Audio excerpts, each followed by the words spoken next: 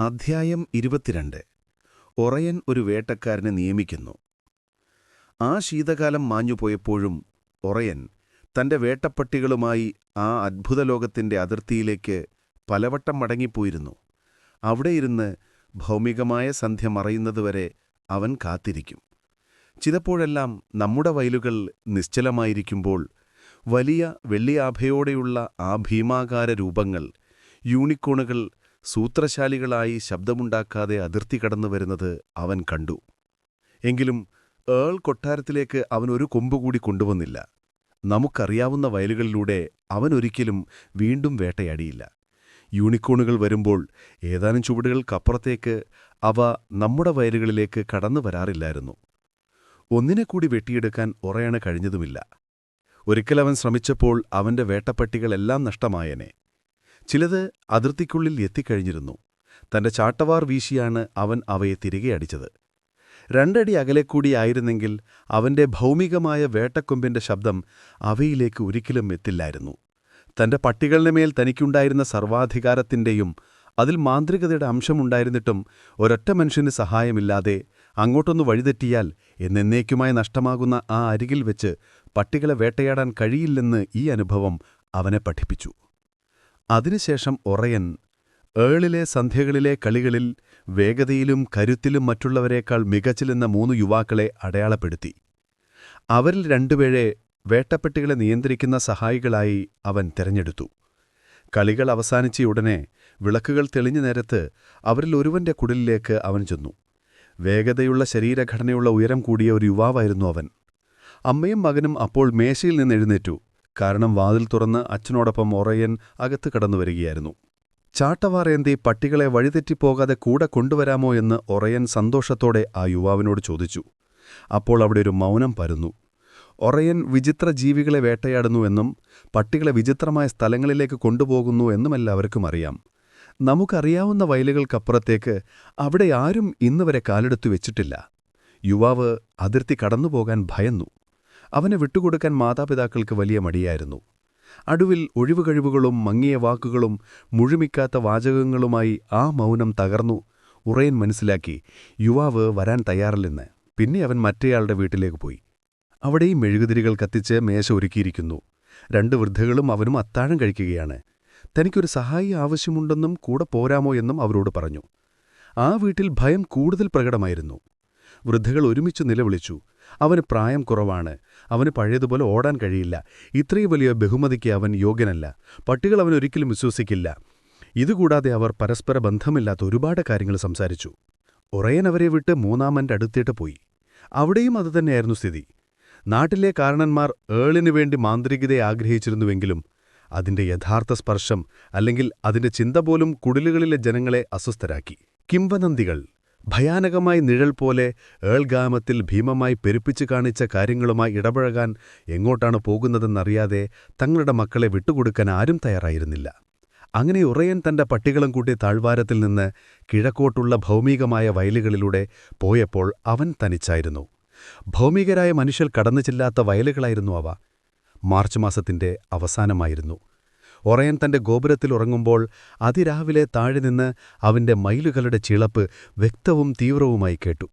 ദൂരെ കുന്നിൻമുകളിലെ ആടുകളുടെ കരച്ചിലും അവനെ ഉണർത്താനായി എത്തി.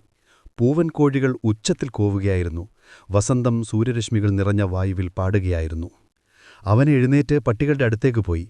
താമസിയാതെ പുൽമേടിനു മുകളിലെ തവിട്ട് നിറത്തിലുള്ള വരകൾ പോലെ എല്ലാ പട്ടികളുമായി ഉറയൻ താഴ്വാരയുടെ കുത്തനെയുള്ള വശം കയറി പോകുന്നത് ആദ്യത്തെ വേലക്കാർ കണ്ടു.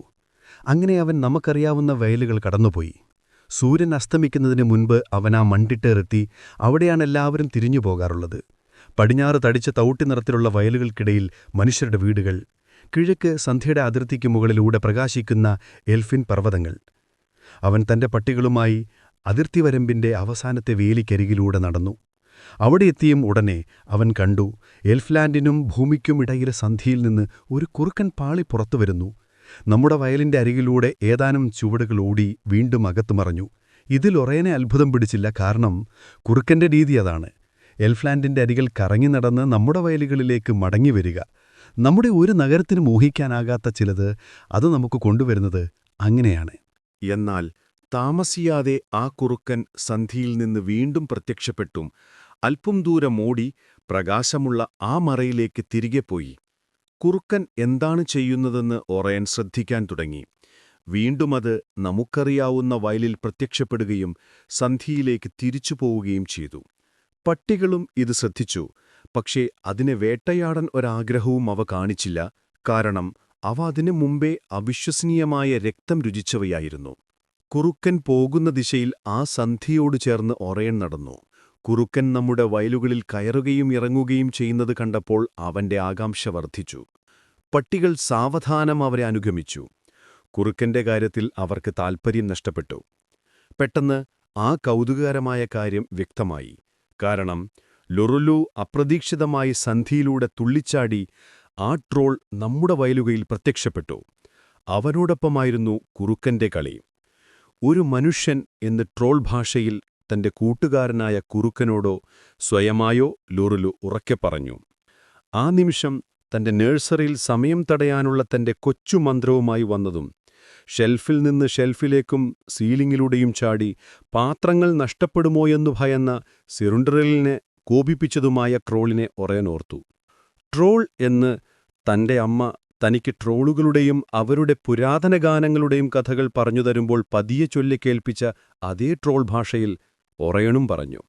ട്രോൾ ഭാഷയറിയുന്ന ഇയാൾ ആരാണ് എന്ന് ലുറുലു ചോദിച്ചു. ഒറയൻ തന്റെ പേരു പറഞ്ഞു. അത് ലുറുലുവിനെ അർത്ഥമൊന്നുമുണ്ടാക്കിയില്ല.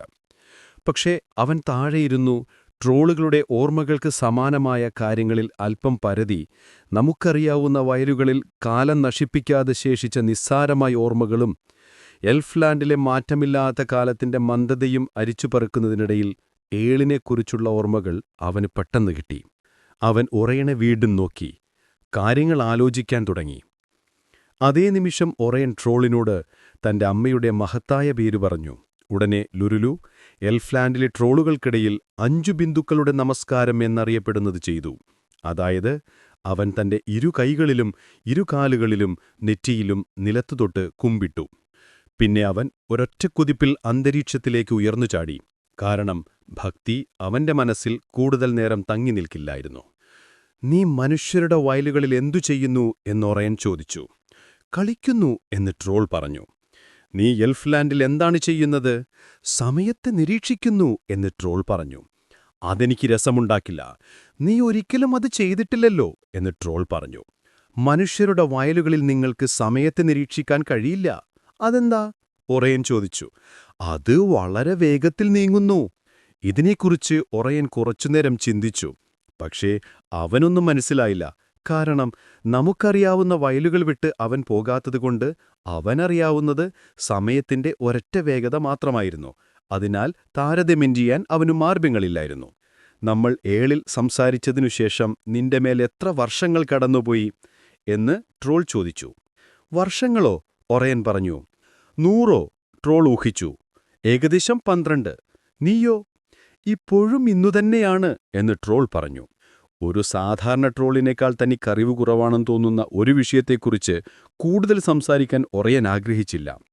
നീയൊരു ചാട്ട വരയിട്ട് നമ്മൾ യൂണിക്കോണിനെ വേട്ടയാടുമ്പോൾ നമ്മുടെ പട്ടികൾക്കൊപ്പം ഓടുമോ എന്ന് ഒറയൻ ചോദിച്ചു.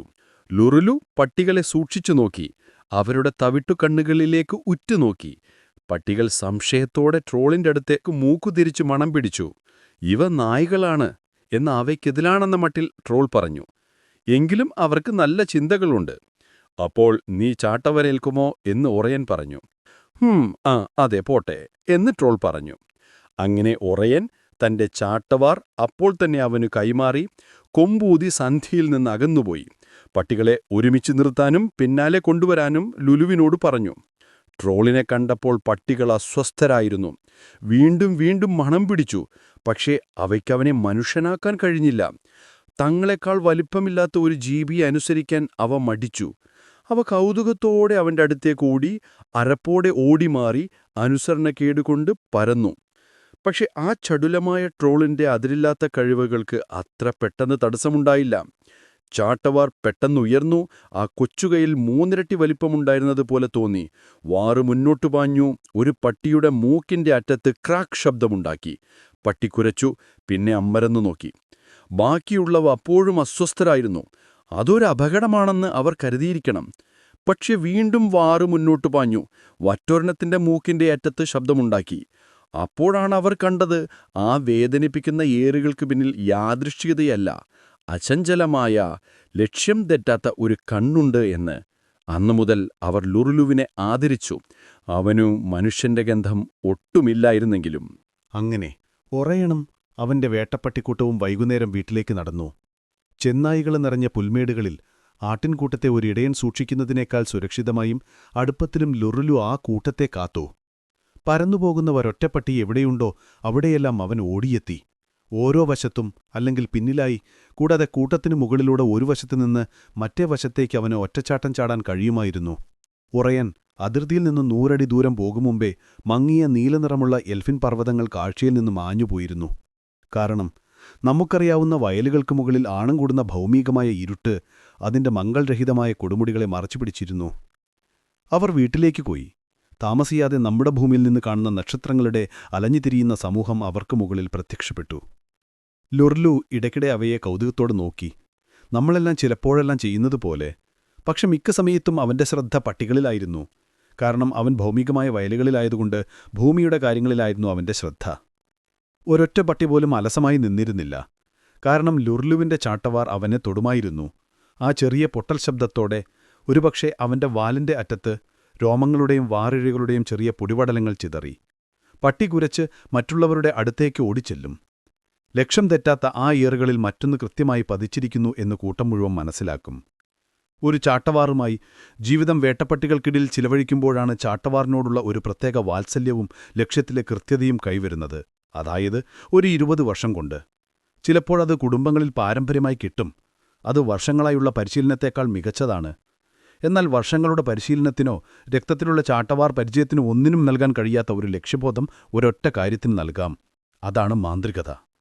ഒരു കണ്ണിമ വെട്ടുന്ന അത്ര വേഗത്തിലുള്ള വാരന്റെ വീശലിനും കാഴ്ചയുടെ അത്ര നേരിട്ടുള്ള ഒരു തിരഞ്ഞെടുക്ക സ്ഥലത്തേക്കുള്ള അതിന്റെ മിന്നൽപ്പിണറിനും ഒന്നും ഈ ഭൂമിയിൽ നിന്നുള്ളതല്ല.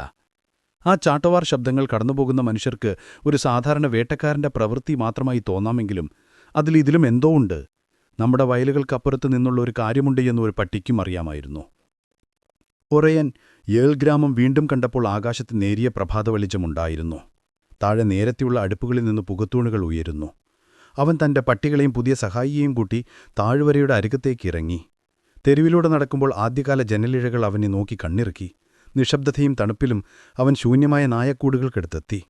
പട്ടികളെല്ലാം വൈക്കോലിൽ ചുരുണ്ടുകിടന്നപ്പോൾ ലുർലുവിനായി അവനൊരു സ്ഥലം കണ്ടെത്തി. ചാക്കുകളും അല്പം വൈക്കോൽ കൂമ്പരങ്ങളുമുള്ള ഒരു പഴകിയ മച്ചിൻപുറം. അതിനപ്പുറത്തെ ഒരു പ്രാവുകൂട്ടിൽ നിന്ന് ചില പ്രാവുകൾ വഴിതെറ്റി ഉത്തരങ്ങളിൽ മുഴുവനും താമസിച്ചുണ്ടായിരുന്നു. ഒറയന ലുർലുവിനെ അവിടെ വിട്ട് ഉറക്കമില്ലായ്മയും വിശപ്പും കാരണം തണുത്തുവിറച്ച് തന്റെ ഗോപുരത്തിലേക്ക് പോയി. യൂണിക്കോണിനെ കണ്ടിരുന്നെങ്കിൽ അവൻ ഇത്രയും ക്ഷീണമുണ്ടാവില്ലായിരുന്നു. പക്ഷേ അതിർത്തിയിൽ അവനെ കണ്ടപ്പോൾ ട്രോളിന്റെ സംസാരം കേട്ട് ആ ജാഗ്രതയുള്ള മൃഗങ്ങൾ അന്ന് രാത്രി നിരീക്ഷിക്കുന്നത് നിഷ്പ്രയോജനമായി. ഒറയൻ ഉറങ്ങി.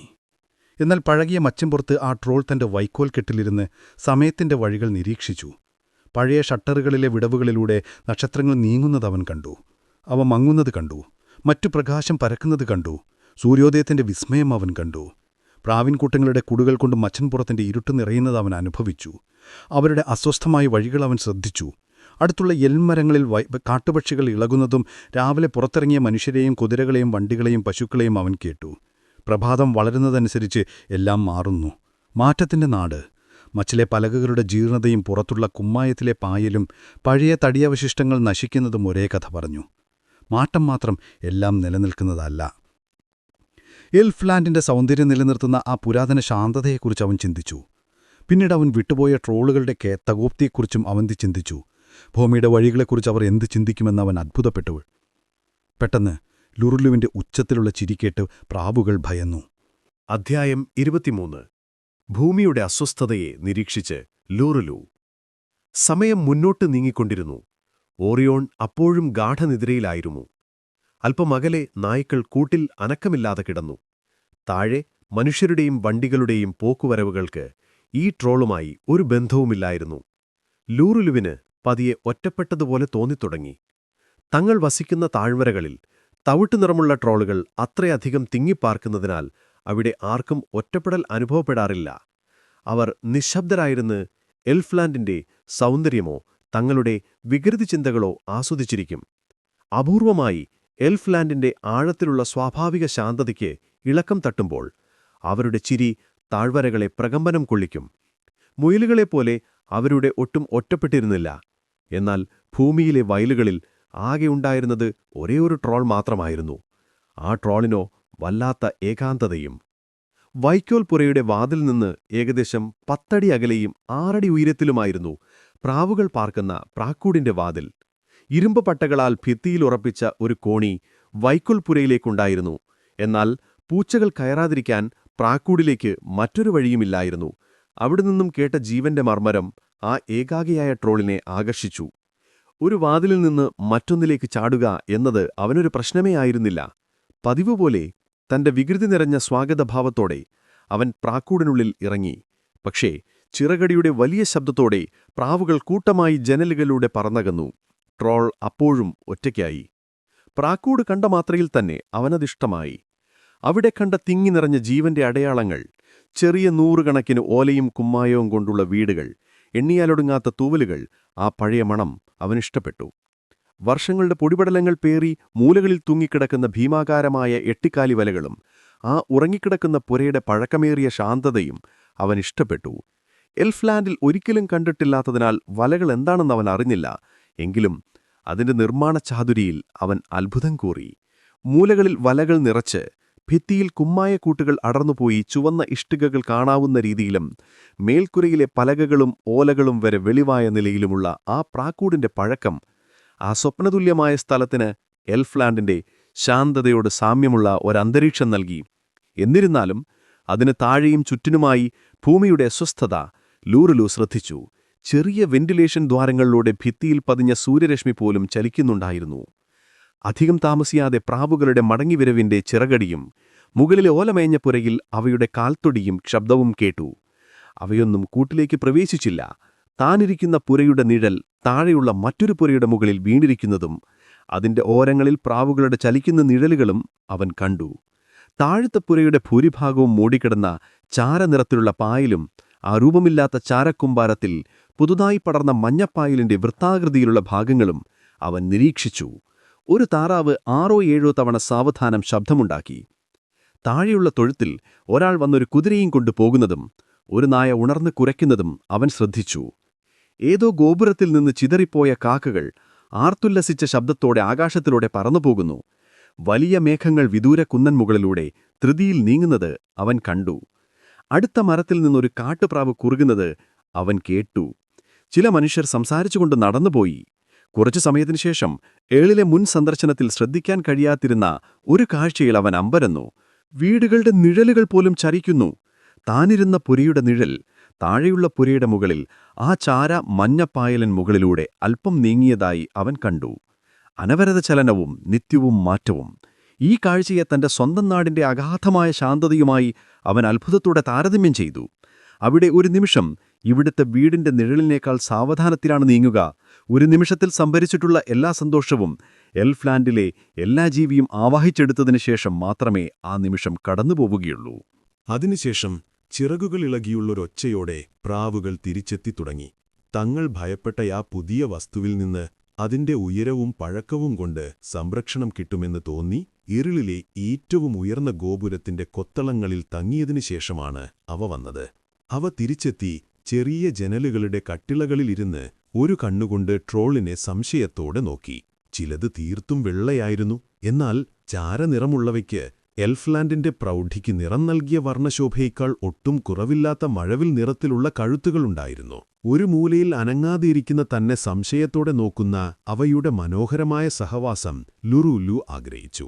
എന്നാൽ ഈ അസ്വസ്ഥമായ വായുവിന്റെയും ഭൂമിയുടെയും ചഞ്ചലരായ മക്കൾ അപ്പോഴും അകത്തേക്ക് വരാൻ മടിച്ചപ്പോൾ അവർക്ക് പരിചിതമായതും നമ്മുടെ വയലുകളിലെ എല്ലാ ജീവികൾക്കും സന്തോഷം നൽകുന്നുവെന്നവൻ വിശ്വസിച്ചിരുന്നതുമായ ഈ അസ്വസ്ഥത കൊണ്ടവരെ സമാധാനിപ്പിക്കാൻ അവൻ ശ്രമിച്ചു. അവൻ പെട്ടെന്ന് ചാടി എഴുന്നേറ്റു. ഭിത്തിയിൽ ഉയരത്തിൽ സ്ഥാപിച്ച ഓല കൊണ്ട് നിർമ്മിച്ച ഒരു പ്രാവിൻ കൂട്ടിലേക്ക് അവൻ കുതിച്ചു ചാടി. അടുത്ത ഭിത്തിയിലേക്ക് പാഞ്ഞു, പിരിച്ചു തറയിലേക്കും. പക്ഷേ ചിറകടിയുടെ വലിയ ശബ്ദത്തോടെ പ്രാവുകൾ പറന്നുപോയിരുന്നു. പ്രാവുകൾ നിശ്ചലതയാണ് ഇഷ്ടപ്പെടുന്നതെന്ന് അവൻ പതിയെ മനസ്സിലാക്കി.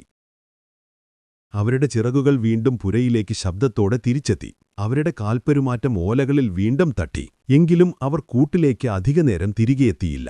ആ ഏകാഗിയായ ട്രോൾ ജനലുകളിലൂടെ ഭൂമിയുടെ രീതികൾ നിരീക്ഷിച്ചുകൊണ്ട് പുറത്തേക്ക് നോക്കി. താഴെയുള്ള പുരയിലൊരു വാട്ടർ വാക്ടെയിൽ വന്നിരിക്കുന്നത് അവൻ കണ്ടു. അത് പറന്നു പോകുന്നതുവരെ അവൻ നോക്കിയിരുന്നു. എന്നിട്ട് നിലത്ത് ചിതറിക്കിടന്ന ധാന്യം കഴിക്കാനായി 2 കുരുവികൾ വന്നു. അവൻ അവയെയും ശ്രദ്ധിച്ചു. അവ ഓരോന്നും ട്രോളിന് തീർത്തും പുതിയ ജീവവർഗങ്ങളായിരുന്നു. എന്നാൽ തികച്ചും അപരിചിതമായ ഒരു പക്ഷിയെ നാം കാണുന്നതിനേക്കാൾ കൂടുതൽ താൽപ്പര്യം കുരുവികളുടെ ഓരോ ചലനവും നിരീക്ഷിക്കുമ്പോൾ അവനുണ്ടായിരുന്നില്ല. കുരുവികൾ പോയപ്പോൾ താറാവ് വീണ്ടും ശബ്ദമുണ്ടാക്കി. അത്രയ്ക്ക് സാവധാനമായിരുന്നു അത്. അതെന്താണ് പറയുന്നതെന്ന് വ്യാഖ്യാനിക്കാൻ ലുറൂലു ശ്രമിച്ചതിനിടയിൽ 10 മിനിറ്റ് കൂടി കടന്നുപോയി. പിന്നീട് മറ്റു കാര്യങ്ങളിൽ ശ്രദ്ധ തിരിഞ്ഞപ്പോൾ അവൻ ആ ശ്രമം ഉപേക്ഷിച്ചെങ്കിലും അതൊരു പ്രധാനപ്പെട്ട കാര്യമാണെന്ന് അവൻ ഉറപ്പുണ്ടായിരുന്നു. അപ്പോൾ കാക്കകൾ വീണ്ടും പറന്നുപോയെങ്കിലും അവയുടെ ശബ്ദം വിഡ്ഢിത്തം നിറഞ്ഞതായി തോന്നിയതിനാൽ ലുറൂലു അവയ്ക്ക് വലിയ ശ്രദ്ധ നൽകിയില്ല. കൂട്ടിലേക്ക് വരാൻ മടിച്ച മേൽക്കൂരയിലെ പ്രാവുകൾ പറയുന്നതെന്താണെന്ന് വ്യാഖ്യാനിക്കാൻ ശ്രമിക്കാതെ തന്നെ അവയുടെ താഴ്ന്ന സംസാരം അവനേറെ നേരം ശ്രദ്ധിച്ചു. അവർ ജീവിതത്തിന്റെ കഥയാണ് പറയുന്നതെന്നും എല്ലാം ഭംഗിയായി നടക്കുന്നുണ്ടെന്നും അവന് തോന്നി. പ്രാവുകളുടെ മർമ്മരം കേട്ടപ്പോൾ ഭൂമി വളരെ കാലമായി നിലനിൽക്കുന്ന ഒന്നാണെന്ന് അവന്റെ മനസ്സും മന്ത്രിച്ചു. പുരകൾക്കപ്പുറം ഉയരമുള്ള മരങ്ങൾ തലയുയർത്തി നിന്നു. നിത്യഹരിത ഓക്കുകളും ചില ലോറലുകളും പൈനുകളും യൂവുകളും മരങ്ങളിൽ പടർന്ന ഐവി വള്ളികളും ഒഴികെ മറ്റെല്ലാം ഇളയില്ലാത്തവയായിരുന്നു. എങ്കിലും ബീച്ചിന്റെ മുകുളങ്ങൾ വിരിയാൻ തയ്യാറായിരിക്കുകയായിരുന്നു. സൂര്യപ്രകാശം മുകുളങ്ങളിലും ഇളകളിലും മിന്നിത്തിളങ്ങി. ഐവിയും ലോറലും പ്രകാശിച്ചു. ഒരിളം കാറ്റു കടന്നുപോയപ്പോൾ അടുത്തുള്ള ചിമ്മിനിയിൽ നിന്ന് അല്പം പുക ഒഴുകി നീങ്ങി. ദൂരെ സൂര്യനിൽ മയങ്ങിക്കിടക്കുന്നൊരു പൂന്തോട്ടത്തിനു ചുറ്റും വളഞ്ഞുകിടക്കുന്ന ഒരു വലിയ ചാരനിറമുള്ള കൽമതിൽ ലുറൂലു കണ്ടു. ആ പൂന്തോട്ടത്തിൽ തിളങ്ങുന്ന സൂര്യരശ്മിയിൽ ഒരു ശലഭം പറന്നു നീങ്ങി താഴെയോട് ഊളിയിട്ടു. അതിനുശേഷം 2 മൈലുകൾ സാവധാനം നടന്നുപോകുന്നത് അവൻ കണ്ടു. പുരകളുടെ നിഴൽ തിളങ്ങുന്ന മരങ്ങളുടെ താഴെ ഭാഗം ഇരുട്ടാക്കുന്നത് അവൻ ശ്രദ്ധിച്ചു. എവിടെയോ ഒരു പൂവൻ കോഴി കൂവുന്നതും ഒരു നായ വീണ്ടും ശബ്ദമുണ്ടാക്കുന്നതും അവൻ കേട്ടു. അപ്പോൾ പെട്ടെന്ന് ഒരു മഴ മേൽക്കൂരകളിൽ പെയ്തുറങ്ങി. അതോടെ പ്രാവുകൾക്ക് വീട്ടിലേക്ക് വരാൻ ആഗ്രഹമായി. അവർ വീണ്ടും തങ്ങളുടെ ചെറിയ ജനലുകൾക്ക് പുറത്തു വന്നിരുന്ന് ട്രോളിനെ ചെരിഞ്ഞു നോക്കി. ലുറൂലു ഇത്തവണ അനങ്ങിയില്ല. കുറച്ചു നേരത്തിനു ശേഷം താൻ നിശ്ചയമായും അവരിൽ ഒരാളല്ലെന്ന് കണ്ടിട്ടും അവൻ പൂച്ചവർഗത്തിൽപ്പെട്ടവനല്ലെന്ന് പ്രാവുകൾ സമ്മതിച്ചു. അവസാനം തങ്ങളുടെ ചെറിയ വീടുകളുടെ തിരിവിലേക്ക് തിരികെ പോകുകയും അവിടെ വെച്ച് തങ്ങളുടെ ആ കൗതുകകരമായ പഴങ്കഥ തുടരുകയും ചെയ്തു. ട്രോളിന്റെ കൗതുകകരമായ കഥകളും എൽഫ്ലാൻഡിന്റെ അമൂല്യമായ ഐതിഹ്യങ്ങളും പറഞ്ഞ് അവർക്ക് മറുപടി നൽകാൻ ലുറൂലു ആഗ്രഹിച്ചെങ്കിലും ട്രോൾ ഭാഷ അവർക്ക് മനസ്സിലാക്കി കൊടുക്കാൻ കഴിയില്ലെന്നവൻ ബോധ്യമായി. അതുകൊണ്ടവൻ അവിടെയിരുന്ന് അവരുടെ സംസാരം കേട്ടു. അവർ ജീവിതത്തിന്റെ അസ്വസ്ഥതയെ മയക്കിപ്പിടത്താൻ ശ്രമിക്കുകയാണെന്നവന് തോന്നി. കാലത്തിന് തങ്ങളുടെ കൂടുകൾക്ക് ദോഷം വരുത്താനാവാത്ത രീതിയിൽ മയക്കുന്ന മന്ത്രങ്ങളിലൂടെ അവരെന്തെങ്കിലും ഒരു മായാജാലം പ്രയോഗിക്കുകയാവാമെന്നും അവൻ വിചാരിച്ചു. കാരണം കാലത്തിന്റെ ശക്തി അവന് പൂർണ്ണമായി മനസ്സിലായിരുന്നില്ല. ഈ ലോകത്തിൽ ഒന്നിനും കാലത്തെ എതിർക്കാൻ ശക്തിയില്ലെന്നും അവൻ അറിഞ്ഞിരുന്നില്ല. പ്രാവുകളുടെ കൂടുകൾ പോലും അഴിയ കൂടുകളുടെ അവശിഷ്ടങ്ങൾക്ക് മുകളിലാണ് പണിതത്. കാലം ആ പ്രാക്കൂട്ടിനുള്ളിൽ ഉണ്ടാക്കിയെടുത്ത് തകർന്ന വസ്തുക്കളുടെ ഒരു കട്ടിയുള്ള പാടയ്ക്കു മുകളിൽ പുറത്ത് കുന്നുകളുടെ അവശിഷ്ടത്തിൽ നിന്ന് പാറക്കെട്ടുകൾ രൂപപ്പെടുന്നതുപോലെ ഇത്രയും വലിയതും നിരന്തരമായ ഒരു നാശം ട്രോളിന് അത്രയും വ്യക്തമായി മനസ്സിലായിരുന്നില്ല. കാരണം അവന്റെ മൂർച്ചയുള്ള ധാരണാശക്തി അവനെ എൽഫ്ലാൻഡിന്റെ ശാന്തതയിലൂടെ നയിക്കാൻ മാത്രമേ ഉദ്ദേശിച്ചിരുന്നുള്ളൂ. അതുകൊണ്ട് അവനൊരു ചെറിയ കാര്യത്തിൽ മുഴുകി. പ്രാവുകൾ ഇപ്പോൾ സൗഹൃദത്തിലായത് കണ്ടപ്പോൾ അവൻ വൈക്കോലിലേക്ക് തിരിച്ചു ചാടി കുറച്ചു വൈക്കോലുമായി വന്ന ഒരു മൂലയിൽ സുഖമായി കിടക്കാൻ വേണ്ടി അത് വിരിച്ചു. ഈ മൂലയിൽ ചുരുണ്ടുകൂടിയ മറ്റൊരു ജീവിയെ കണ്ട് പ്രാവുകൾ കഴുത്തു വിചിത്രമായി ചലിപ്പിച്ചു വീണ്ടും അവനെ ചെരിഞ്ഞു നോക്കി. പക്ഷെ അവസാനം ട്രോളും ഒരു താമസക്കാരനായി അവരെ തീരുമാനിക്കുകയും ചെയ്തു. തന്റെ ഭാഷയല്ലെങ്കിലും പ്രാവുകളുടെ കഥയാണ് ഭൂമിയുടെ ചരിത്രമെന്ന് വിശ്വസിച്ച് അവൻ അത് കേട്ടുകിടന്നു.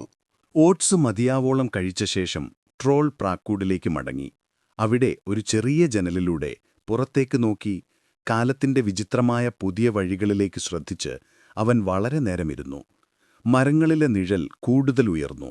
ലോറലുകളിലെയും താഴത്തെ ഇലകളിലെയും തിളക്കം അപ്രത്യക്ഷമായി. അതിനുശേഷം ഐവി വള്ളികളുടെയും ഹോമോക്കുകളുടെയും പ്രകാശം വെള്ളിക്കലർന്നതിൽ നിന്ന് ഇളം സ്വർണ്ണനിറത്തിലേക്ക് മാറി. നിഴൽ കൂടുതൽ ഉയർന്നു. ലോകം മുഴുവൻ മാറ്റങ്ങളാൽ നിറഞ്ഞിരിക്കുന്നു. ഇടുങ്ങിയ നീണ്ട വെള്ളത്താടിയുള്ള ഒരു വൃദ്ധൻ സാവധാനം നായകളുടെ കൂട്ടിനടുത്തെത്തി വാതിൽ തുറന്ന് അകത്തുപോയി ഒരു ഷെഡിൽ നിന്ന് കൊണ്ടുവന്ന മാംസം അവർക്ക് നൽകി. ആ സായാഹ്നം മുഴുവൻ നായകളുടെ കൂരശബ്ദത്തിൽ മുഴങ്ങി. അധികം താമസിയാതെ വൃദ്ധൻ വീണ്ടും പുറത്തുവന്നു. അയാളുടെ സാവധാനത്തിലുള്ള മടങ്ങിപ്പോക്ക് നിരീക്ഷകനായ ട്രോളിന് ഭൂമിയുടെ അസ്വസ്ഥതയുടെ മറ്റൊരു തെളിവായി തോന്നി. അതിനുശേഷം ഒരാൾ സാവധാനം ഒരു കുതിരയെ പ്രാക്കൂടിനു താഴെയുള്ള തൊഴുത്തിലേക്ക് കൊണ്ടുവന്നു. എന്നിട്ട് കുതിരയെ അവിടെ ഭക്ഷണത്തിനായി വിട്ട് അയാൾ തിരികെ പോയി. ഭിത്തികളിലും മേൽക്കൂരകളിലും മരങ്ങളിലും നിഴലുകൾ ഇപ്പോൾ കൂടുതൽ ഉയർന്നിരുന്നു. മരങ്ങളുടെ മുകൾ ഭാഗത്തും ഉയരമുള്ള ഒരു മണിഗോപുരത്തിന്റെ അഗ്രത്തിലും മാത്രമാണ് വെളിച്ചം അവശേഷിച്ചിരുന്നത്. ഉയരത്തിലുള്ള ബീച്ചിന്റെ ചുവന്ന മുകുളങ്ങൾ ഇപ്പോൾ മങ്ങിയ മാണിക്യങ്ങളെപ്പോലെ തിളങ്ങി. ഇളം നീലാകാശത്തിൽ ഒരു വലിയ ശാന്തത പരന്നു.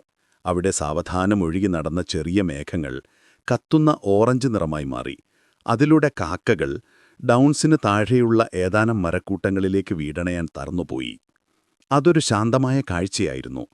എന്നിട്ടും തലമുറകളുടെ തൂവലുകൾക്കിടയിലെ ആ പഴകിയ പുരയിലിരുന്ന് നിരീക്ഷിച്ച ട്രോളിന് കാക്കകളുടെ ശബ്ദവും ആകാശത്ത് തിങ്ങിക്കൂടുന്ന അവയുടെ കൂട്ടവും കുതിരയുടെ ഭക്ഷണം കഴിക്കുന്നതിന്റെ മങ്ങിയ തുടർച്ചയായ ശബ്ദവും ഇടയ്ക്കിടെയുള്ള വീടണയുന്ന കാൽപ്പെരുമാറ്റവും വാതിലുകൾ സാവധാനം അടയുന്നതും നമുക്കറിയാവുന്ന ഈ ലോകത്ത് ഒരു കാര്യവും ഒരിക്കലും വിശ്രമിക്കുന്നില്ല എന്നതിന്റെ തെളിവായി തോന്നി. ഏളിന്റെ താഴ്വാരിയിൽ സ്വപ്നം കണ്ടിരുന്ന അവിടുത്തെ ആളുകൾക്ക് അറിയുന്നതിനേക്കാൾ കൂടുതലൊന്നും സ്വന്തം കഥയെക്കുറിച്ച് അറിയാത്ത ആ മയങ്ങിക്കിടക്കുന്ന അലസമായ ഗ്രാമം പോലും ആ നിഷ്കളങ്കനായ ട്രോളിന് അസ്വസ്ഥതയുടെ ഒരു ചുഴിയായി അനുഭവപ്പെട്ടു. ഇപ്പോൾ സൂര്യപ്രകാശം ഏറ്റവും ഉയർന്ന സ്ഥലങ്ങളിൽ നിന്നും പോയിരുന്നു. ഏതാനും ദിവസം മാത്രം പ്രായമായ ഒരു ചന്ദ്രൻ ലൂറുവിന്റെ ജനലിൽ നിന്ന് കാണാത്ത രീതിയിൽ പ്രാക്കൂടിന് മുകളിലൂടെ പ്രകാശിക്കുന്നുണ്ടായിരുന്നു. എന്നാൽ ആ പ്രകാശം അന്തരീക്ഷത്തിൽ ഒരു പുതിയ വർണ്ണഭേദം നിറച്ചു.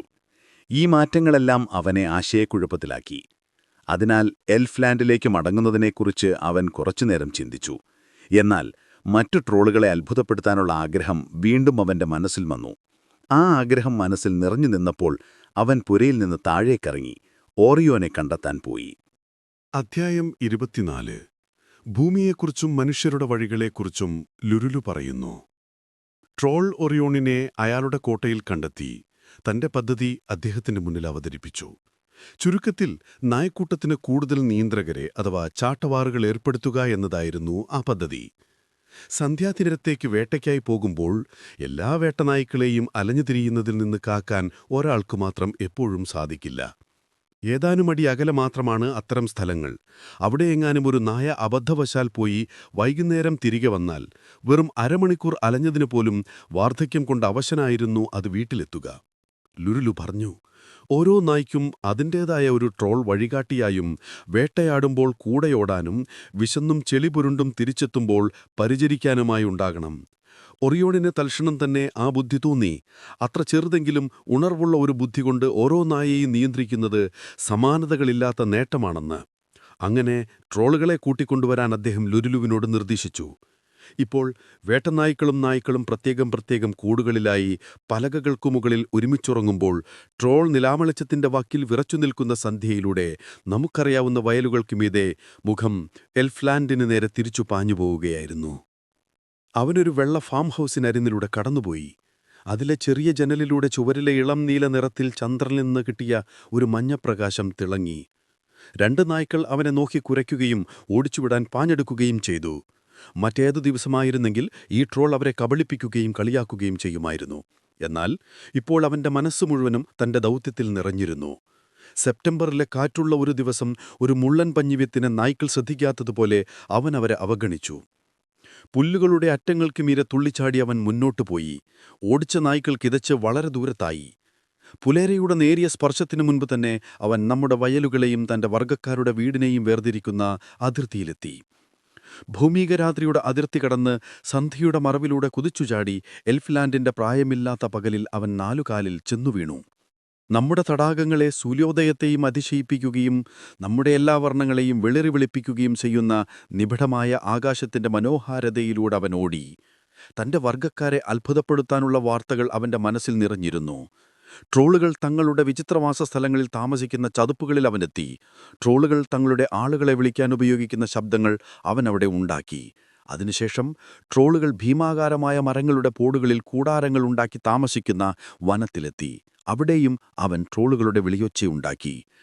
താമസിയാതെ 4 കാറ്റുകളും ഒരുമിച്ച് വീശുന്നതുപോലെ വനത്തിന്റെ ആഴങ്ങളിൽ പൂവിന്റെ മർമ്മരമുയർന്നു. ആ മർമ്മരം വലുതായി വന്നു. ട്രോളുകൾ പ്രത്യക്ഷപ്പെട്ടു. ഓരോരുത്തരായി ലുരുലുവിനടുത്തിരുന്നു. ആ മർമ്മരം വീണ്ടും വലുതായി മുഴുവൻ വനത്തെയും ഇളക്കിമറിച്ചു. തവിട്ടുനിറത്തിലുള്ള ട്രോളുകൾ കൂട്ടമായി ഒഴുകിയെത്തി ലുരുലുവിനെ ചുറ്റുമിരുന്നു. പല മരപ്പൊത്തുകളിൽ നിന്നും പന്നൽ ചെടികൾ നിറഞ്ഞ കുഴികളിൽ നിന്നും പിന്നെ ദൂരെ ചതുപ്പുകളിലെ ഉയരം കുറഞ്ഞ ഗോമാക്സ് എന്ന വിചിത്രവാസ സ്ഥലങ്ങളിൽ നിന്നും, അഥവാ നമ്മുടെ ഭൂമിയിൽ പേരു പറയാനില്ലാത്ത ഒരു തൂണിനു ചുറ്റും തുണി പോലെ ചുറ്റിയ ചാരനിറത്തിലുള്ള കൂടാരങ്ങൾ അവരൊഴുകിരച്ചെത്തി. നമ്മുടെ ഏറ്റവും പഴക്കമുള്ള പൈൻമരങ്ങളെക്കാളും ഉയരത്തിൽ വളർന്നു നിൽക്കുന്ന മാന്ത്രിക മരങ്ങളുടെ ഇലച്ചാർത്തുകൾക്കിടയിൽ അരിച്ചെത്തുന്ന മങ്ങിയതും എന്നാൽ തിളക്കമുള്ളതുമായ വെളിച്ചത്തിൽ അവർ ലുരുലുവിനെ ചുറ്റും കൂടി. നമ്മുടെ വർഗം ലോകം സ്വപ്നം കാണാത്ത കള്ളിമുൾച്ചെടികളുടെ മുള്ളുകളിൽ ആ വെളിച്ചം തിളങ്ങി. തവിട്ടുനിറത്തിലുള്ള ട്രോളുകളുടെ ആ ഗണം കൂടിച്ചേർന്നുമ്പോൾ വനത്തിന്റെ തറ നമ്മുടെ വയലിൽ നിന്ന് അലഞ്ഞുതിരിഞ്ഞെത്തിയ ഒരു എൽഫ്ലാൻഡ് ശരത്കാലമായിരുന്നു. ആ മർമ്മരം നിലയ്ക്കുകയും യുഗങ്ങളായുണ്ടായിരുന്ന നിശബ്ദത വീണ്ടും ഫലമേറുകയും ചെയ്തപ്പോൾ ലുരുലു അവരോട് സമയത്തിന്റെ കഥകൾ പറഞ്ഞു. എൽഫ്ലാൻഡിൽ അതുപോലൊരു കഥ അതുവരെ ആരും കേട്ടിട്ടുണ്ടായിരുന്നില്ല. ട്രോളുകൾ ഇതിനു മുൻപും നമ്മുടെ വയലുകളിൽ പ്രത്യക്ഷപ്പെട്ടിട്ടുണ്ട്, അത്ഭുതപ്പെട്ട് തിരികെ വന്നിട്ടുണ്ട്. എന്നാൽ ലുരുലു എർലിന്റെ വീടുകൾക്കിടയിൽ മനുഷ്യരുടെ മധ്യത്തിലായിരുന്നു. ഭൂമിയിലെ പുല്ലിനിടയിൽ ചലിക്കുന്നതിനേക്കാൾ അത്ഭുതകരമായ വേഗതയിലാണ് ഗ്രാമത്തിൽ സമയം ചലിക്കുന്നതെന്ന് അവൻ ട്രോളുകളോട് പറഞ്ഞു. വെളിച്ചം ചലിക്കുന്നതിനെക്കുറിച്ചും നിഴലുകളെക്കുറിച്ചും വായു എങ്ങനെ വെളുത്തും തിളക്കമുള്ളതും വിളറിയതുമായി കാണപ്പെടുന്നു എന്നും അവൻ പറഞ്ഞു. ഒരു നിമിഷം ഭൂമി എൽഫ്ലാൻഡിനെപ്പോലെ കൂടുതൽ ദയയുള്ള വെളിച്ചത്തോടും വർണ്ണങ്ങളുടെ ആരംഭത്തോടും കൂടി വളരാൻ തുടങ്ങുമെന്നും, എന്നാൽ വീടിനെക്കുറിച്ച് ചിന്തിക്കുമ്പോഴേക്കും ആ വെളിച്ചം മിന്നിമറയുകയും വർണ്ണങ്ങൾ അപ്രത്യക്ഷമാവുകയും ചെയ്യുമെന്നും അവൻ പറഞ്ഞു. അവൻ നക്ഷത്രങ്ങളെക്കുറിച്ച് പറഞ്ഞു, പശുക്കളെക്കുറിച്ചും ആടുകളെക്കുറിച്ചും ചന്ദ്രനെക്കുറിച്ചും താൻ വിചിത്രമെന്ന് കണ്ടെത്തിയ 3 കൊമ്പുള്ള ജീവികളെക്കുറിച്ചും അവൻ പറഞ്ഞു. നമ്മൾ ആദ്യമായി കണ്ടപ്പോൾ ഓർമ്മിക്കുന്നതിനേക്കാൾ കൂടുതൽ അത്ഭുതം അവൻ നമുക്കറിയാവുന്ന വയലുകളിലെ വഴികളിൽ കണ്ടെത്തി. ഭൂമിയുടെ രീതികളിലുള്ള തന്റെ ആ അത്ഭുതത്തിൽ നിന്ന് അവൻ നിരവധി കഥകൾ മെനഞ്ഞു. ജിജ്ഞാസുക്കളായ ട്രോളുകളെ ആ കഥകൾ ആകർഷിച്ചു. ഒക്ടോബറിൽ ഒരു തണുത്തുറഞ്ഞ മഞ്ഞ് പെട്ടെന്ന് ബന്ധിച്ച തവിട്ടുനിറമുള്ള ഇലകൾ പോലെ അവർ വനത്തിന്റെ തറയിൽ നിശബ്ദരായി. അവർ ആദ്യമായി ചിമ്മിനികളെക്കുറിച്ചും വണ്ടികളെക്കുറിച്ചും കാറ്റാടികളെക്കുറിച്ചും കേട്ടു. മനുഷ്യന്റെ വഴികളെക്കുറിച്ച് അവർ മന്ത്രമുഗ്ധരായി കേട്ടു. അവൻ തൊപ്പികളെക്കുറിച്ച് പറഞ്ഞപ്പോഴെല്ലാം ചെറിയ ചിരികളുടെ ഒരു തരംഗം വനത്തിലൂടെ ഓടി. അങ്ങനെ അവർക്ക് തുപ്പികളും മൺവട്ടികളും നായ്ക്കൂടുകളും കാണാമെന്നും ജനൽപ്പാളികളിലൂടെ നോക്കി കാറ്റാടി യന്ത്രം എന്താണെന്ന് അറിയാമെന്നും അവൻ പറഞ്ഞു. ആ തവിട്ടുനിറമുള്ള ട്രോൾ കൂട്ടത്തിനിടയിൽ ഒരു വലിയ ആകാംക്ഷയുണർന്നു. കാരണം അവരുടെ വർഗം അതീവ ജിജ്ഞാസുക്കളാണ്. വെറും ജിജ്ഞാസയിൽ മാത്രം ആശ്രയിച്ച് അവരെ എൽഫ്ലാൻഡിൽ നിന്ന് നമ്മുടെ വയലുകളിലേക്ക് ആകർഷിക്കാൻ ലുരുലു നിന്നില്ല. മറ്റൊരു വികാരം ഉപയോഗിച്ച് അവനവരെ വലിച്ചു. അവൻ സംസാരിച്ചത് അഹങ്കാരികളും ഒതുങ്ങിക്കൂടുന്നതും ഉയരം കൂടിയതും തിളങ്ങുന്നതുമായ യൂണിക്കോണുകളെക്കുറിച്ചാണ്. നമ്മുടെ കുളങ്ങളിൽ വെള്ളം കുടിക്കുമ്പോൾ കവിളകൾ തവളകളോട് സംസാരിക്കാൻ മെനക്കെടാത്തതുപോലെ യൂണിക്കോണുകൾ ട്രോളുകളോട് സംസാരിക്കാൻ കാത്തുനിൽക്കാറില്ല. അവർക്കെല്ലാവർക്കും യൂണിക്കോണുകളുടെ താവളങ്ങളറിയാം. ട്രോളുകൾ അവരുടെ വഴികൾ നിരീക്ഷിച്ച് മനുഷ്യരോട് പറയണം. അതിന്റെ ഫലമായി അവർക്ക് നായ്ക്കളെ ഉപയോഗിച്ച് യൂണിക്കോണുകളെ വേട്ടയാടാൻ കഴിയും. നായ്ക്കളെക്കുറിച്ച് അവർക്ക് എത്ര കുറഞ്ഞ അറിവാണുള്ളതെങ്കിലും ഓടുന്ന എല്ലാ ജീവികൾക്കിടയിലും നായ്ക്കളെക്കുറിച്ചുള്ള ഭയം സാർവത്രികമാണ്. ഞാൻ പറഞ്ഞതുപോലെ നായ്ക്കളെ ഉപയോഗിച്ച് യൂണിക്കോണുകളെ വേട്ടയാടുന്നതിനെക്കുറിച്ച് ചിന്തിച്ച് അവർ ആർത്തുചിരിച്ചു. അങ്ങനെ ലുരുലു വിദ്വേഷവും ജിജ്ഞാസയും ഉപയോഗിച്ച് അവരെ ഭൂമിയിലേക്ക് ആകർഷിച്ചു. താൻ വിജയിക്കുകയാണെന്ന് അവൻ അറിഞ്ഞു. ഉള്ളിൽ നന്നായി ചൂടുപിടിച്ചുന്നതുവരെ അവൻ ചിരിച്ചു. കാരണം ട്രോളുകൾക്കിടയിൽ മറ്റുള്ളവരെ അത്ഭുതപ്പെടുത്താനോ ഏതെങ്കിലും വിചിത്രമായ കാര്യം കാണിക്കാനോ തമാശയായി കബളിപ്പിക്കാനോ ആശയക്കുഴപ്പത്തിലാക്കാനോ കഴിയുന്നവർക്ക് ഉയർന്ന മതിപ്പാണ്. ഭൂമിയുടെ വഴികൾ നിരീക്ഷണ പാടവമുള്ളവർക്ക് അവർ ആഗ്രഹിക്കുന്നത്ര വിചിത്രവും രസകരവുമാണെന്ന് ലുരുലുവിന് പറയാനുണ്ടായിരുന്നു. അപ്പോൾ ഒരു നരച്ച ട്രോൾ എഴുന്നേറ്റു സംസാരിച്ചു. അവൻ മനുഷ്യരുടെ വഴികൾ കാണാൻ വേണ്ടി ഭൂമിയുടെ സന്ധ്യാതീരം പലപ്പോഴും കടന്നവനായിരുന്നു. അവരുടെ വഴികൾ അധികനാൾ നിരീക്ഷിച്ചതിനാൽ കാലം അവനെ നരപ്പിച്ചിരുന്നു. നമുക്കെല്ലാവർക്കും അറിയാവുന്ന ഈ വനങ്ങളെയും ഈ നാടിന്റെ സുഖകരമായ വഴികളെയും ഉപേക്ഷിച്ച് പുതിയൊരു കാഴ്ച കാണാൻ പോവുകയും താലത്താൽ തൂത്തുവരപ്പെടുകയും ചെയ്യേണ്ടതുണ്ടോ? അവൻ ചോദിച്ചു. ട്രോളുകൾക്കിടയിൽ ഒരു മർമ്മരമുയർന്നു. അത് വനത്തിലൂടെ അലയിച്ചുപോയി ഭൂമിയിൽ വീട്ടിലേക്ക് പോകുന്ന വണ്ടുകളുടെ ശബ്ദം പോലെ നിലച്ചു. ഇവിടെ എന്നും ഇന്നും ആണല്ലോ, അവൻ പറഞ്ഞു. എന്നാൽ അവിടെ അതിനെ ഇന്നെന്ന് വിളിക്കുന്നു. എങ്കിലും അതെന്താണെന്ന് ആർക്കും അറിയില്ല. അതിർത്തിയിലൂടെ തിരികെ വന്ന് നോക്കുമ്പോൾ അത് പോയിട്ടുണ്ടാകും. ടൈം അവിടെ ക്ഷോഭിച്ചിരിക്കുന്നു. നമ്മുടെ അതിർത്തിയിൽ അലഞ്ഞു തിരിയുന്ന, കുരയ്ക്കുന്നതും ഭയന്നതും ദേഷ്യമുള്ളതും വീട്ടിലേക്ക് പായാൻ വെമ്പുന്നതുമായി നായ്ക്കളെ പോലെയാണ്. അത് സത്യമാണ്, ട്രോളികൾ പറഞ്ഞു. എങ്കിലും അവർക്കത് ശരിക്കും അറിയുമായിരുന്നില്ല. എന്നാൽ ഈ ട്രോളിന്റെ വാക്കുകൾക്ക് വനത്തിൽ വലിയ സ്വാധീനമുണ്ടായിരുന്നു. നമുക്ക് ഈ ഇന്ന് നിലനിർത്താം എന്നാ പ്രമുഖ ട്രോൾ പറഞ്ഞു. അത് നമുക്കുള്ളപ്പോൾ ഇന്ന് എളുപ്പത്തിൽ നഷ്ടപ്പെടുന്നിടത്തേക്ക് ആകർഷിക്കപ്പെടേണ്ടതില്ല. കാരണം എല്ലാ തവണ മനുഷ്യരും അത് നഷ്ടപ്പെടുത്തുമ്പോഴും അവരുടെ മുടിക്ക് നരയുണ്ടാകും, കൈകാലുകൾക്ക് ബലക്കറമുണ്ടാകും, മുഖം ദുഃഖിതമാകും. അവർ നാളെയോടെ കൂടുതൽ അടുക്കും. അവൻ നാളെ എന്ന വാക്ക് അത്ര ഗൗരവത്തോടെ പറഞ്ഞപ്പോൾ തവിട്ട് നിറമുള്ള ട്രോളുകൾ ഭയന്നു. നാളെ എന്ത് സംഭവിക്കും? ഒരാൾ ചോദിച്ചു. അവർ മരിക്കും, നരച്ച ട്രോൾ പറഞ്ഞു. ഞാൻ കണ്ടതുപോലെ മറ്റുള്ളവർ അവരുടെ മണ്ണിൽ കുഴിയിടർന്ന് അവരെ അതിൽ വയ്ക്കും. പിന്നീട് അവർ സ്വർഗത്തിലേക്ക് പോകും. അവർ പറയുന്നത് പോലെ വനത്തിന്റെ തറയിൽ ട്രോളുകൾക്കിടയിൽ ഒരു വിറയൽ കടന്നുപോയി. ഈ സമയമെല്ലാം തങ്ങൾ അവിടെ വരാൻ ആഗ്രഹിച്ച ഭൂമിയെക്കുറിച്ച് ആ വെയിറ്റി ട്രോൾ മോശമായി സംസാരിക്കുന്നത് കേട്ട് ലുരുലു ദേഷ്യപ്പെട്ടിരിക്കുകയായിരുന്നു. ഇപ്പോൾ അവൻ സ്വർഗത്തെ ന്യായീകരിച്ചുകൊണ്ട് സംസാരിച്ചു. സ്വർഗം നല്ലൊരു സ്ഥലമാണ്, അവൻ ദേഷ്യത്തോടെ വിളിച്ചു പറഞ്ഞു. അതിനെക്കുറിച്ച് താൻ കേട്ട കഥകൾ കുറവായിരുന്നെങ്കിലും അവിടെയെല്ലാം അനുഗ്രഹിക്കപ്പെട്ടവരാണ്, നരച്ച ട്രോൾ മറുപടി പറഞ്ഞു. അവിടെ മാലാഖമാരുമുണ്ട്. ഒരു ട്രോളിന് അവിടെ എന്ത് സാധ്യതയുണ്ടാകും? മാലാഖമാർ അവനെ പിടിക്കും. കാരണം ഭൂമിയിൽ പറയുന്നത് മാലാഖമാർക്കെല്ലാം ചിറകുകളുണ്ടെന്നാണ്. അവരൊരു ട്രോളിനെ പിടിക്കിട്ട് എന്നേക്കും അടിക്കും. വനത്തിലെ തവിട്ട് നിറമുള്ള എല്ലാ ട്രോളുകളും കരഞ്ഞു. ഞങ്ങളെ അത്ര എളുപ്പത്തിൽ പിടിക്കാൻ കഴിയില്ല, ലുരുലു പറഞ്ഞു. അവർക്ക് ചിറകുകളുണ്ട്, നരച്ച ട്രോൾ പറഞ്ഞു. ചിറകുകളുടെ വേഗത അവർക്കറിയാമായതിനാൽ എല്ലാവരും ദുഃഖിതരായി തലകുലുക്കി.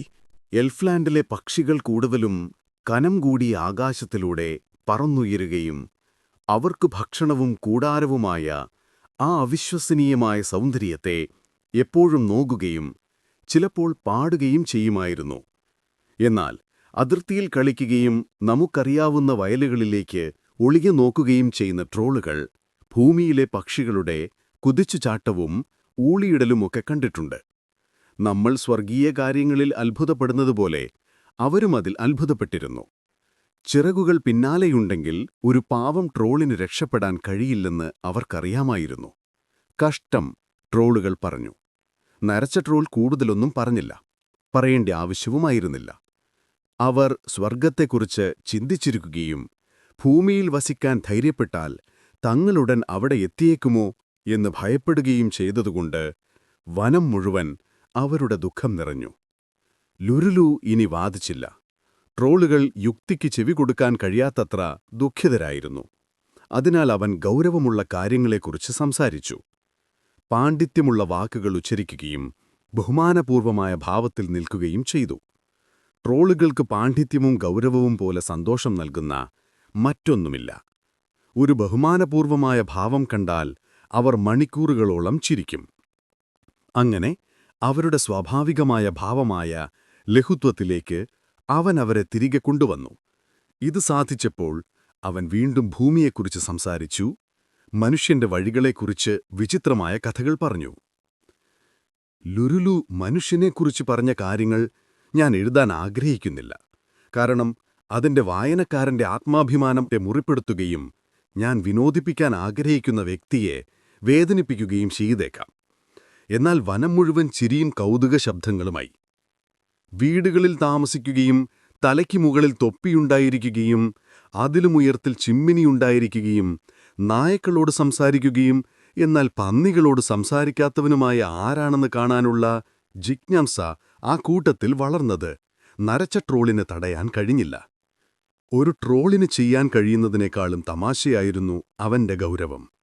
ആ ട്രോളുകൾക്കെല്ലാം ഒരേ സമയം ഭൂമിയിലേക്ക് പോകാനും പന്നികളെയും വണ്ടികളെയും കാറ്റാടികളെയും കാണാനും മനുഷ്യനെ നോക്കി ചിരിക്കാനുമുള്ള ആഗ്രഹമുണർന്നു. 20 ട്രോളുകളെ കൊണ്ടുവരാമെന്ന് ഓറിയോനിനോട് ലുരുലു പറഞ്ഞത് തവിട്ടു നിറത്തിലുള്ള കൂട്ടം മുഴുവൻ വരുന്നതിൽ നിന്ന് തടയാൻ പാടുപെട്ടു. കാരണം ട്രോളുകളുടെ മാനസികാവസ്ഥകളും താൽപ്പര്യങ്ങളും അത്ര പെട്ടെന്ന് മാറുന്നതാണ്. അവൻ എല്ലാവരെയും അവരുടെ വഴിക്ക് വിട്ടിരുന്നെങ്കിൽ എൽഫ്ലാൻഡിൽ ട്രോളുകൾ ആരും അവശേഷിക്കുമായിരുന്നില്ല. കാരണം നരച്ച ട്രോള് പോലും മനസ്സുമാറ്റിയിരുന്നു. അവൻ 50 പേരെ തെരഞ്ഞെടുത്തു. ഭൂമിയുടെ അപകടകരമായ അതിർത്തികളേക്ക് അവരെ നയിച്ചു. നവംബറിലെ ഏറ്റവും മോശമായ ദിവസങ്ങളിൽ തവിട്ടു നിറത്തിലുള്ള ഇലകൾ ചുഴലി നീങ്ങുന്നതുപോലെ വനത്തിന്റെ ഇരുട്ടിൽ നിന്ന് അവർ പാഞ്ഞുപോയി.